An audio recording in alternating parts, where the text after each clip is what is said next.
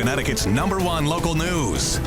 This is Channel 3 Eyewitness News. Good morning, everyone. Thank you so much for joining us right now at 7 o'clock. I'm Wendell Edwards. It is Tuesday, June 15th.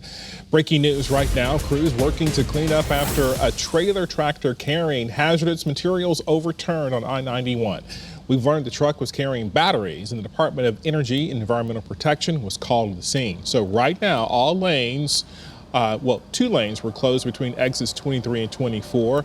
They were all closed between midnight and 4 a.m. They have slowly reopened, though, through the morning. At this point, it is unclear when 91 northbound in Rocky Hill between exits 23 and 24 will be reopened.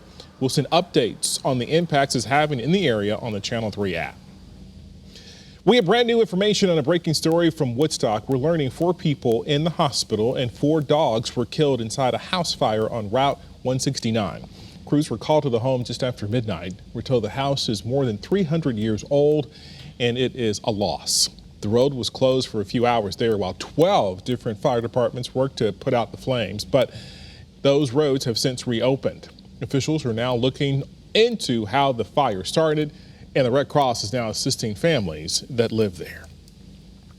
Later this morning, state lawmakers, senators at least, will return to the Capitol at Hartford for that special session. It takes place today at 11. Eyewitness News' Roger Suzanne explains what goals the state has in mind. Last week, the debate surrounding these subjects stretched past the end of the legislative session. You may remember the Senate actually passed a proposal to greenlight the sale of recreational weed, and because Democrats hold a majority in the House, many thought the passage of the bill was a formality. But Republicans argued they didn't want to race the clock on such an important issue. They threatened a filibuster, and Governor Lamont responded by calling for this special session. So now both chambers will take up the controversial issue again over the next 2 days.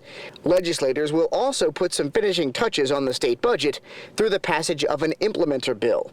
Democrats and Republicans approved the 2-year $46 billion budget last week that does not require a tax increase or any spending cuts. Over the next couple of days during this special session, lawmakers will make some final adjustments to that agreement because they weren't able to do so before the June 9th deadline. Roger Suzanne, Channel 3 Eyewitness News.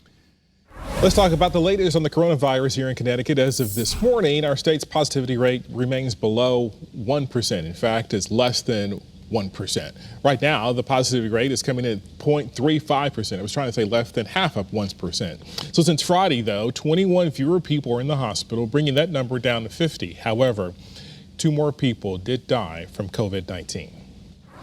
We're also learning this morning that some of the state's last mass vaccination sites are making plans to shut down. The Community Health Center announced it'll close its mass vaccination sites on June 30th, including locations in Middletown, Danbury, Stanford, and East Hartford. Hartford Healthcare will be shutting down its New Britain Mega Clinic and Torrington Armory sites on June 20th, and its Hartford Convention Center site on June 30th. It's been nearly 6 months since vaccines first rolled out in the state, and more than 57% of Connecticut adults are now fully vaccinated. I think the mass vaccine approach was really effective earlier in the year. The demand for that's going to be less. Now keep in mind, people will still be able to get vaccinated at smaller locations like pop-up clinics and pharmacies. For more information, just visit our website or the Channel 3 app. All right, 7:04. Hi, everybody. Good morning. We do run the risk for scattered showers and possibly a thunderstorm later this afternoon in parts of the state. Not going to be widespread, but there could be some pop-up showers and thunderstorms this afternoon through early this evening. All right, as we take a look at our Doppler, we did have some showers and thunderstorms overnight, like around 2 a.m. in parts of northeast Connecticut. You can see it rippling through. There we go. But that is long gone. And we had some showers and thunderstorms to the south and east of Connecticut earlier this morning, and that's also moving away from us. All right, the Storm Prediction Center has us in the general risk category. You'll notice there it's not even level 1, it's level 0. And as you can see, the thunderstorm threat, although I'm hedging my bets, some of the storms that develop later on this afternoon through early this evening could be packing a little bit of a punch, so keep that in mind. 61 to 65, that's the spread this morning. We do have some upper 50s in parts of northwest Connecticut this morning, 58 in Colebrook. Thank you, Todd, for that email. Old Saybrook, good morning to you. nice and placid. The visibility is okay in Old Saybrook, but you can see the haze and the humidity hanging around in Hartford, 65 degrees with a dew point in the low 60s there.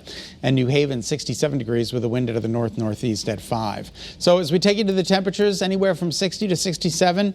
The numbers aren't bad this morning, but the dew point's a little soupy out there. You'll notice they're in the upper 50s and 65-degree dew point in New Haven. So that's a little bit soupy. You get dew points in the mid-60s. It is quite muggy, and that's where they're expected to remain during the day today. Not oppressive humidity, but kind of muggy.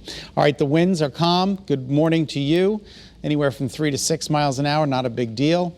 And as we run you through the day today, we are expecting some partial sunshine, but scattered showers and storms could be with us anytime after 1, 2, 3 o'clock this afternoon. You'll notice the icons flip over to those thunderstorm icons at 2 and 3 o'clock.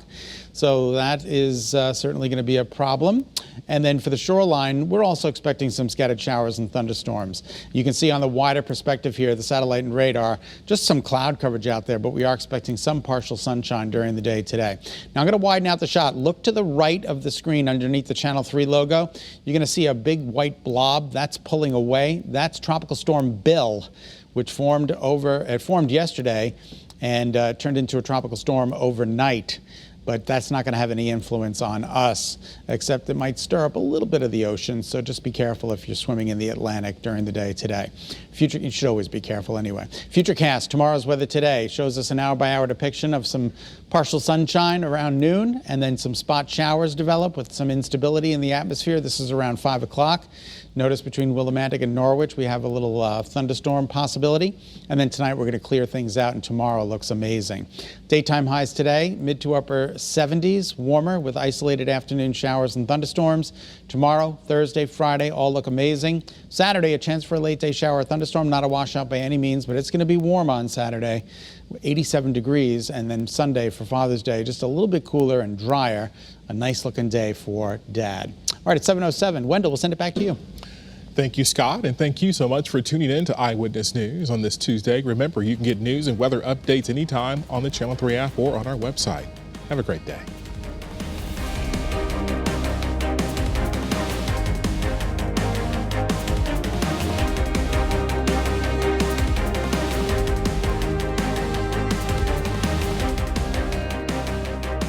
Thanks for watching Channel 3 Eyewitness News. Watch us live wherever you are on our mobile, on our streaming news app. And you can also watch us on Roku, Apple TV, and Fire TV.